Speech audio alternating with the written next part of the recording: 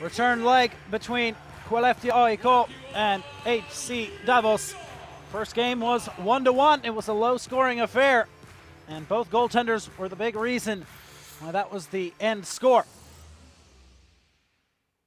Skelleftea had the upper hand in the first game. They were ahead in shots, ahead in pretty much every category except the goals, which was even. But here, Davos, they jump out to the early 1-0 lead. It's Dick Axelsson on the breakaway. 1-0, 4 minutes in. Mark Weiser with the breakout pass. You see it here, all the way up the ice. Axelsson forehand to backhand, shake and bake, and that's 1-0. Axelsson had a huge game for Davos, and that was just one of the big plays he came up with. Didn't score any other goals, but still a presence on the ice throughout the game. Still in the first, halfway through, another breakaway, this time a 2-on-0, and it's perfectly executed again. Another forehand, backhand move, this time Enzo Corvi on the doorstep from Dino Weiser, and that's 2-0, 9:52 into the first period. And well, it looked like Davos were gonna run away with it, just like they did on Svensson for the second time on the breakaway. Beautiful action and a superb finish from Corvi. That was all in the first. Davos managed 4 shots, 2 of them went in. Skelleftea outshot them the entire game, and they finally got rewarded for their action in the center of the slot.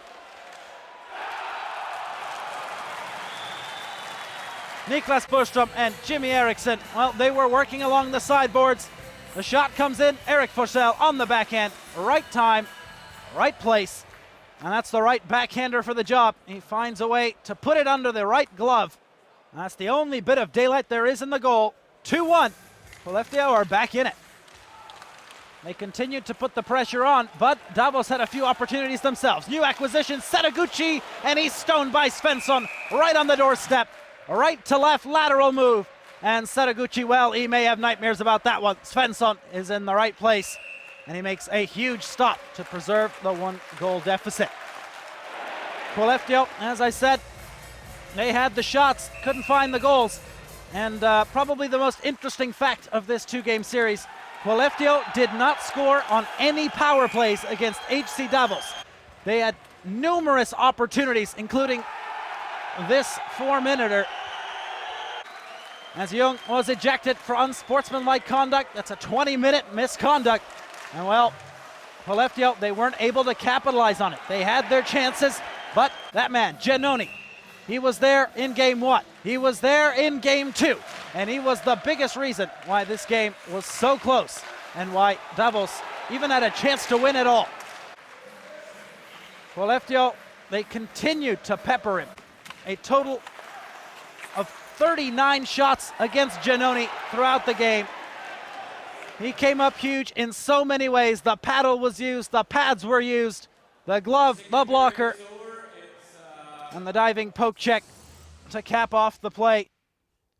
Giannoni was an absolute star in both games, and you always need someone to break it wide open. And that man for HC Davos is Andres Ambuel. The top scorer gets the job done. It's on the breakaway. It's on the PK unit. And for Skelleftea, well, over the 2 games, they allowed more goals on their power play than they scored. That one is going to go down for the ages for Ambuel. On the rush, top right corner, Svensson with no chance. He chooses wrong, Ambuel chooses right. Still in the third, time winding down. There's an empty net for Skelleftea. But who's coming up big again? Well, it's Giannoni. A handful of stops up close, and that's all she wrote for Skelleftea. Perttu Lindgren ices it with the backhander, and it's 4-1 on the empty net goal. HC Davos, they are the Swiss team that are advancing to the semifinals in January, the only non-Scandinavian team left in the competition, and they have every right to be proud, as well as their fans. They have played an absolute beast of a game against Skelleftea in both the away and home matchup. That man, Giannoni, MVP for sure, as Davos advance to the semifinals.